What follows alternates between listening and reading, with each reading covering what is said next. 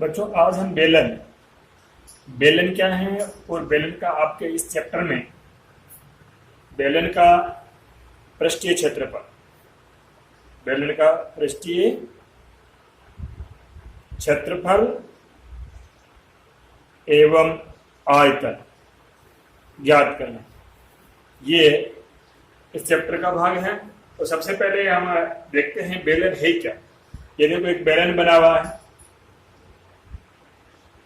आपके सामान्य जो चीजें होती हैं जैसे आपका मापन जार है, मापन जार का मतलब जो लीटर होता है दूध मापने का, वो एक बेलन है।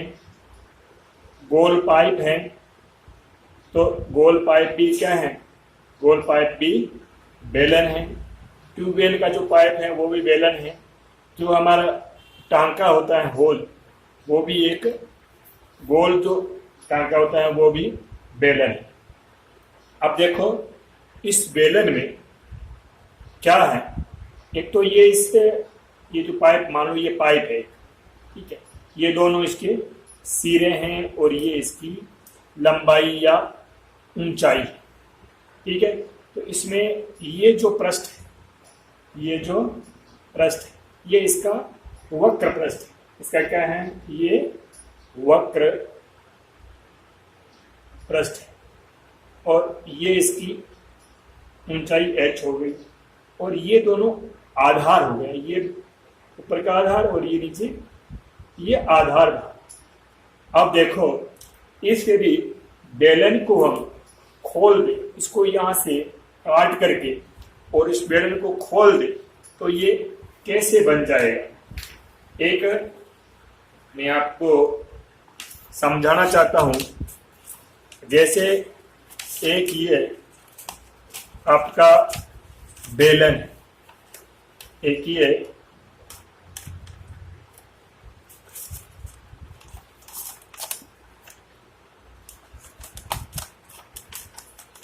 देखिए, ये एक बेलन है, ये बेलन है, ये बेलन है, ये इसका पृष्ठ है, ये इसका आधार भाग है और ये दूसरा आधार भाग है।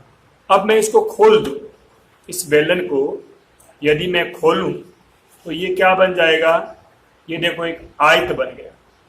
ये इसकी लंबाई हो गई, ये इसकी चौड़ाई हो गई, ठीक है, समझे। तो मैं इस बेलन को जब काट करके खोलूंगा तो ये इस प्रकार से एक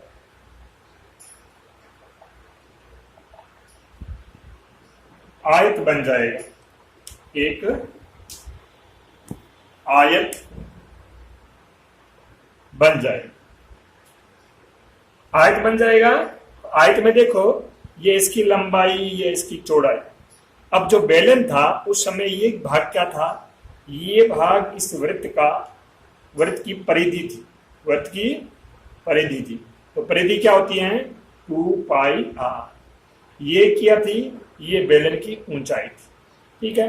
अब इसका हम खोखले बेलन का केवल ये वक्र पृष्ठ ज्ञात करते हैं, वक्र पृष्ठ का क्षेत्रफल ज्ञात करते हैं। तो सूत्र कैसे बनेगा, बेलन के वक्र पृष्ठ का क्षेत्र, आयत होता है तो आयत का क्षेत्रफल क्या होता है, लंबाई गुणा चौड़ाई। यहां इसमें लंबाई क्या है, इसमें लंबाई है 2πr, 2πr गुणा चौड़ाई क्या है, h। तो ये इसका सूत्र बन गया 2πrh, 2πrh। ये आपका इस वक्र पृष्ठ का क्षेत्रफल का सूत्र बन गया। अब इसका आधार देखो, आधार क्या है, बेलन का आधार, आधार क्या होता है, बेलन का आधार होता है वृत्त। क्या होता है, वृत्त। और वृत्त का क्षेत्रफल क्या होता है, वृत्त का क्षेत्रफल होता है πr। समझ रहे हो ना, r क्या है, r ये त्रिज्या है, r ये त्रिज्या है। अब बेलन का संपूर्ण पृष्ठीय क्षेत्रफल, बेलन का संपूर्ण पृष्ठीय क्षेत्रफल। संपूर्ण पृष्ठीय क्षेत्रफल क्या हो जाएगा? एक तो ये इसका वक्र पृष्ठ हो जाएगा। वक्र पृष्ठ का क्षेत्रफल क्या होता है? 2πr(h) प्लस 2 ये ऊपर वाला, ये नीचे वाला वृत्त और ऊपर वाला वृत्त, 2 वृत्त हो गए, तो 2 वृत्तों का क्षेत्रफल 2πr²। इसमें यदि कॉमन ले लेंगे तो 2πr कॉमन आ जाएगा, 2πr कॉमन आ गया, इसमें h बचा, इसमें r बचा, तो ये संपूर्ण पृष्ठ का क्षेत्रफल हो गया 2πr कोष्टक r plus h plus r। ठीक है। अब तीसरा इसमें ज्ञात करना होता है आयतन। आयतन क्या होता है? आयतन होता है आधार का क्षेत्रफल गुणा ऊंचाई। आधार का क्षेत्रफल गुणा ऊंचाई। अब देखो वृत्त के आधार का क्षेत्रफल क्या है? आधार का क्षेत्रफल क्या है? πr²। ऊंचाई क्या है? h, तो ये h, तो इसका आयतन हो गया πr²h। तो ये 3 सूत्र हैं जो आपको याद रखने हैं। एक तो वक्र पृष्ठ का क्षेत्रफल 2πrh और एक संपूर्ण पृष्ठ का क्षेत्रफल 2πr कोष्टक h प्लस r और एक आयतन πr²h। इन तीनों सूत्रों से जो बेलन के सभी प्रश्न हैं वो हल हो जाएंगे। ठीक है। अब हम आज अभी जो पढ़ा था हमने बेलन का आयतन, अब एक ऐसा बेलन जिसमें बाहर के और भीतर का जो भाग है उसके बीच में एक मोटाई है, जिसे हम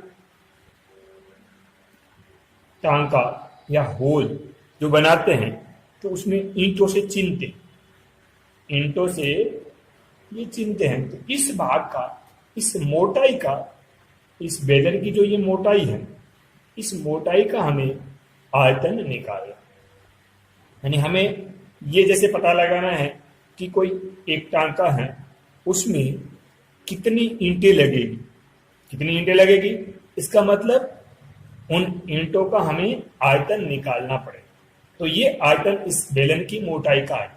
इसमें क्या होगा कि ये अंदर का भाग है, इसकी त्रिज्या को हम आपके ये जो अंदर का भाग है इसकी त्रिज्या हम r1 मान लेते, r2 मान लेते, r2, और जो पूरा है ये अंदर से लेके बाहर तक का भाग, उसकी त्रिज्या को हम r1 मान लेते हैं। तो यहां लिखते हैं हम कि ये जो खोखला बेलन है कि बाह्य त्रिज्या, बाह्य त्रिज्या को हम r1 मान रहे हैं। क्या मान रहे हैं? r1। और अंत्य त्रिज्या, वो अंदर की त्रिज्या है, उसको हम मान रहे हैं r2। और इसकी बेलन की जो ऊंचाई है उसको h मान, ऊंचाई को क्या मान रहे हैं? ऊंचाई को h मान। अब इस मोटाई का क्या करना है? हमें आयतन निकालना है। तो उसका सूत्र निकालना है, मोटाई, बेलन की मोटाई, बेलन की मोटाई का आयतन। देखो इसका बेलन की मोटाई का आयतन निकालने के लिए क्या करेंगे? बाहर वाला जो भाग है यानी r1 जो त्रिज्या है, r1 त्रिज्या, इस वाले बेलन की हम पहले आयतन निकाल लेंगे। फिर वह अंदर वाला भाग है जो r2 वाली त्रिज्या है उसका आयतन निकाल लेंगे। फिर बाहर वाले आयतन में से अंदर वाला आयतन घटा देंगे। तो देखो πr1²h, ये क्या हो गया? बाहर वाला आयतन हो गया, बाहर वाली त्रिज्या r1 है, माइनस πr2²h, ये अंदर वाले का आयतन है। तो बाहर वाले के आयतन में से हमने अंदर वाले का आयतन घटा दिया, तो इस बेलन की मोटाई का आयतन है। तो ये सूत्र आप याद रख लेना। इसमें कॉमन लो तो कॉमन ले लो, पाई और h कॉमन आ गया, तो r1 का स्क्वायर माइनस R2 का स्क्वायर, ये इसका सूत्र हो गया। ठीक है, अब हम आगे इस जो बैलेंस से संबंधित कुछ एग्जाम्पल पढ़ेंगे।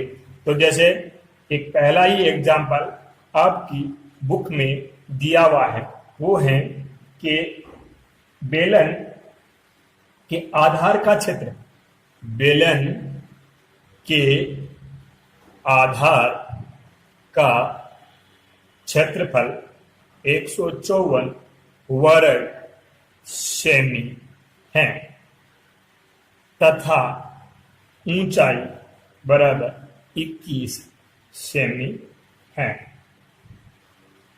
ठीक है, बेलन का आयतन और बेलन का आयतन और वक्र पृष्ठीय क्षेत्रफल ज्ञात करो। ठीक, अब एक जो बेलन दिया हुआ है आपके प्रश्न में, उसके आधार का क्षेत्रफल दिया हुआ है। आधार का क्षेत्रफल क्या दिया हुआ है? 154 वर्ग सेमी, और उसकी ऊंचाई दी हुई है, वो क्या है? 21 सेमी। ज्ञात क्या करना है? बेलन का आयतन ज्ञात करना है, एक वक्र पृष्ठ का क्षेत्रफल। ठीक है, तो सबसे पहले हम आयतन वाला निकाल लेते हैं। बेलन का आयतन, ठीक है ना, यहां हल लिख देता हूं मैं। तो बेलन का आयतन, आयतन का कोई भी किसी का भी आयतन होता है तो हम देखते हैं कि आधार का क्षेत्रफल गुणा ऊंचाई, ये सूत्र होता है। हमें पता है कि बेलन का आधार होता है पाई आर स्क्वायर होता है गुणा एच होता है, लेकिन हमारे पास यहां दिया हुआ है, यहां क्या है? दिया है क्या? आधार का क्षेत्रफल कितना दिया हुआ है? 154 सेमी स्क्वायर, और ऊंचाई कितनी दी हुई है? ऊंचाई दी हुई है 21 सेमी। तो हमारे पास दोनों ही चीज दी हुई है, तो यहाँ आधार का क्षेत्रफल में 154 इंटू ऊंचाई 21 लिख देता। ठीक है, ऊंचाई 21 लिख दी, तो अब इसका गुणा कर लेंगे। गुणा करेंगे तो आपके ये आ जाएगा 3234 आयतन है, तो आयतन सेमी क्यूब या घन सेमी, तो ये आयतन हो गया। उस बेलन का आयतन निकाल लिया, आयतन निकाल लिया। अब हमें क्या निकालना है? वक्र पृष्ठ का क्षेत्रफल को हमें पता है। वक्र पृष्ठ का क्षेत्रफल का सूत्र क्या है? बताओ तो। 2πr(h), ये सूत्र है। ठीक है, और हमारे पास प्रश्न में दिया हुआ क्या है? दिया हुआ केवल h है। h कितना दिया हुआ है? 21 सेमी दिया हुआ है। हमारे पास पाई तो हमें पता ही है, पाई का मान तो कांस्टेंट होता है, 22/7 होता है। आर हमें पता नहीं, आर हमें पता नहीं है, तो आर हमें निकालना पड़ेगा। आर हम कहां से निकालेंगे? आर हम जो आधार का क्षेत्रफल दिया हुआ है, आधार का, बेलन के आधार का क्षेत्रफल, आधार का क्षेत्रफल क्या होता है? पाई आर स्क्वायर, उसके बराबर हमें 154 वर्ग सेमी दिया हुआ, वर्ग सेमी यानी सेमी स्क्वायर ये दिया हुआ। इससे हम क्या निकाल लेंगे? त्रिज्या निकाल लेंगे। ठीक है, तो यहां मैं लिख देता हूं आधार का क्षेत्रफल बराबर पाई आर स्क्वायर बराबर 154। अब क्या करेंगे हम? पाई का मान रख दो, 22/7 गुणा आर स्क्वायर बराबर 154। अब आर हमें पता नहीं है, तो आर स्क्वायर बराबर 154 इधर जाएगा 22/7, तो ऊपर 7 चला जाएगा, 22 नीचे आ जाएगा, 22 का इसमें भाग लगाएंगे, 7 बार जाएगा, तो आर स्क्वायर बराबर क्या है? 7 गुणा 7, तो आर बराबर क्या हो जाएगा? 7 सेमी। तो ये हमारी त्रिज्या क्या आ गई? 7 सेमी। अब हम वक्र पृष्ठ निकाल लेंगे। वक्र पृष्ठ का सूत्र हमें पता ही है, तो वक्र पृष्ठ का क्षेत्रफल 2πr(h), तो ये 2 गुणा पाई 22/7 गुणा r 7 गुणा h 21, 7 से 7 कट गया, ये हो गया आपका, इनको गुणा किया तो ये 44 और गुणा 21, 44 और 21 को गुणा करेंगे तो आपके आएगा 924 सेमी स्क्वायर। ये आपका उत्तर प्रदेश का क्षेत्रफल 924 सेमी स्क्वायर वर्ग सेमी आ गया।